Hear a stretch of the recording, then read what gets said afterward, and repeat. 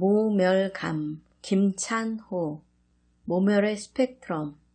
얼굴은 신체의 일부분 이상의 의미를 갖는다. 그것은 정체성의 그릇이요, 감정이 표현되는 통로다. 그런데 우리는 가끔 그것을 감추고 싶을 때가 있다. 작가 변웅필의 그림에 등장하는 주인공은 얼굴을 손으로 덮고 있다. 독일에서 유학할 때 단지 동양인이라는 이유로 차별을 받았던 경험을 떠올리며 그린 것이라고 한다. 피부색이 다르고 말이 서툴기에 겪은 거부와 단절이 일그러진 무표정으로 표현되고 있다. 생각해보면 민낯으로 대면하기 어려운 인간관계가 우리의 일상과 사회에 가득하다. 그냥 사람 그 자체로 받아들여지지 않는 세상. 자기를 온전하게 비춰볼 수 있는 거울 앞에 가끔 서보고 싶다. 모멸은 모욕하고 경멸하는 것, 즉 마음으로 낮추어 보거나 하찮게 여기는 것이다. 다시 말해 다른 사람을 의도적으로 또는 무심코 격화시키고 그 존엄성을 부정하는 것, 상대방을 비하하고 깔아뭉갰으로써 수치심을 유발하는 행위다. 그러한 대접을 받는 사람이 느끼게 되는 감정이 모멸감이다. 모멸은 인간이 모든 것을 다 포기하고 내준다 해도 반드시 지키려는 그 무엇, 사람이 사람으로 존립할 수 있는 원초적인 토대를 짓밟는다. 그런 처지에 몰리면 인간이 처할 수 있는 가장 밑바닥에 떨어졌다고 느끼면서 자신 또는 남을 죽이고 싶은 충동마저 일어날 수 있다. 앞서 인용했듯이 여시춘추는 죽음보다 더한 것이 생명이 억눌리는 것이라고 설파한 바 있다. 굴욕과 치욕은 인간의 존엄함이 무참하게 파괴되는 경험이다. 그것은 물리적인 폭력보다도 훨씬 치명적일 수 있다. 모멸감을 유발하는 상황은 매우 다채롭다. 모멸을 주고받는 사람들은 어떤 관계에 있는가? 구체적으로 무엇을 꼬투리 삼아 업신 여기는가? 모멸이 이루어지는 맥락은 어떠한가? 이러한 다양한 변수들이 맞물려 모멸의 특성을 구성한다. 이 장에서는 비하, 차별, 조롱, 무시, 침해, 동정, 오해의 7가지 범주로 나누어서 그 스펙트럼을 조망하려 한다. 이것은 어디까지나 개념적인 분류일 뿐이다. 실제로는 명확하게 분리할 수 없는 요소들을 뽑아서 추상화한 것이다. 인간 이하로 취급, 비하. 조지프 터너가 그린 노예선, 죽은 자와 죽어가는 자를 배 위에서 던지는 노예주들, 태풍은 다가오고라는 작품이 있다. 1840년에 그려진 이 작품에는 바다에 빠져서 허우적거리는 사람들이 보인다. 잘 들여다보면 몸이 쇠사슬에 묶여있고 물고기들에게 물어 뜯기고 있다.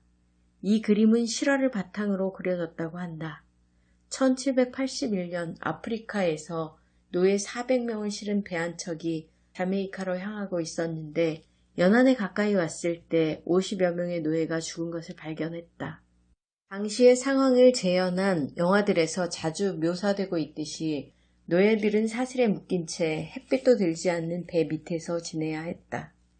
기본적인 위생도 전혀 보장되지 않았을 뿐 아니라 용변도 그 자리에서 해결해야 했다.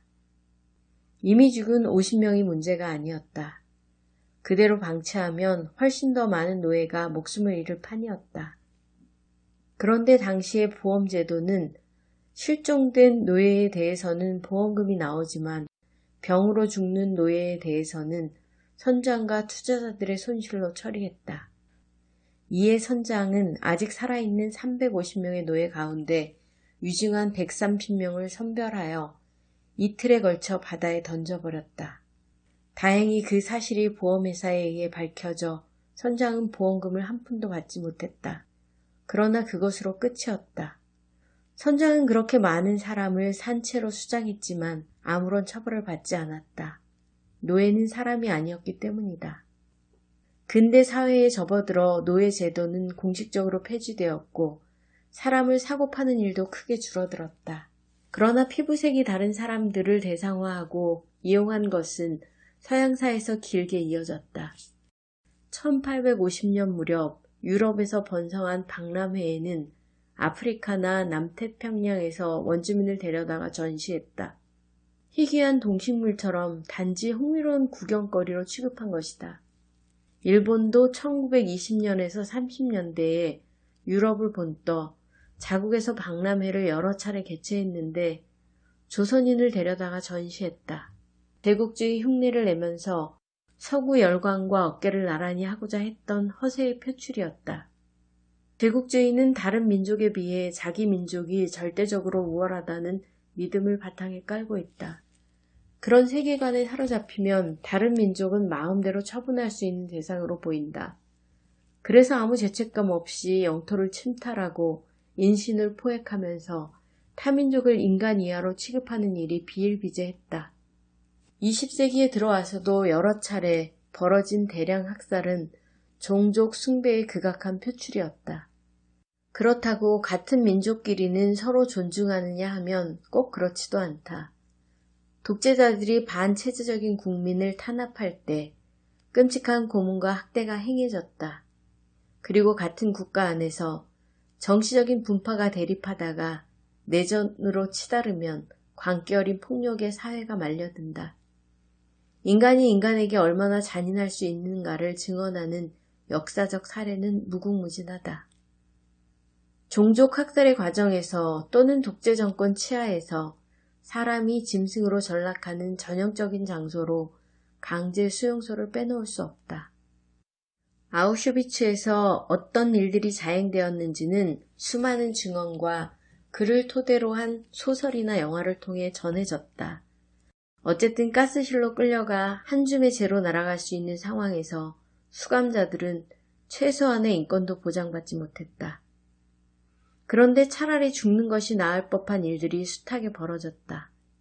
예를 들어 배설물 고문을 들 수 있다. 수감자들이 배변을 하지 못하도록 심한 몽둥이질로 통제하는 것이다.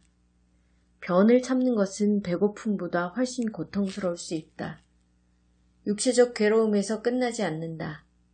결국 참지 못하고 터져나오는 배설물은 옷과 침대에 묻고 결국 다른 사람의 몸에도 옮겨가기 때문이다.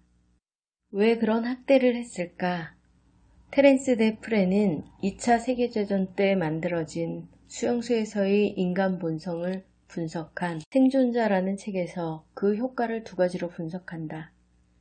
첫 번째는 수감자들의 정신이 황폐해지고 서로를 혐오하게 된다.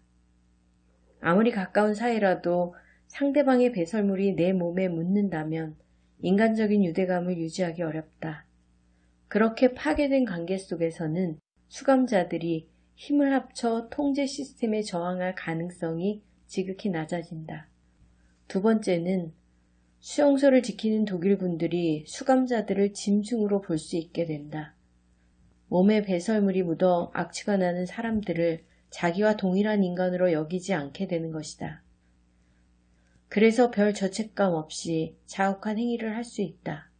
결국 배설물 고문은 사람의 존엄성을 말살함으로써 스스로 인간이기를 포기하게 하고 상대방을 저열한 존재로 바라볼 수 있도록 만드는 장치였다고 할 수 있다.